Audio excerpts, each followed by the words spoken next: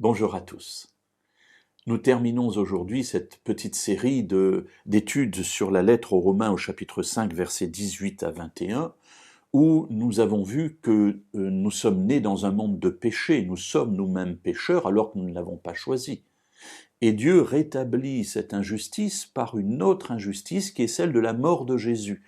Effectivement, cette mort de Jésus nous donne la possibilité de trouver le pardon auprès de Dieu, alors que cela, nous ne le méritons pas non plus. Nous n'avons rien payé pour cela, nous sommes incapables de le faire d'ailleurs. Et si Dieu fait cela, c'est tout simplement parce qu'il nous aime, parce qu'il veut nous sauver. Et Dieu nous donne sa loi afin que cette loi révèle en nous notre situation de péché. En révélant en nous cette situation de péché, la loi nous pousse à rechercher le salut, et ce salut, nous dit l'apôtre Paul au verset 20, nous est donné de manière surabondante, c'est-à-dire beaucoup plus, entre guillemets, que nécessaire.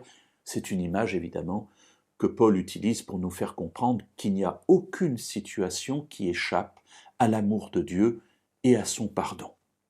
Et Paul termine au verset 21 en disant de la sorte, afin que, comme le péché a régné avec la mort, oui mes amis, nous passons tous par cette situation, et nous avons tous à subir les conséquences du péché d'une manière générale et de notre péché individuel, puisque vous et moi nous péchons aussi dans notre vie.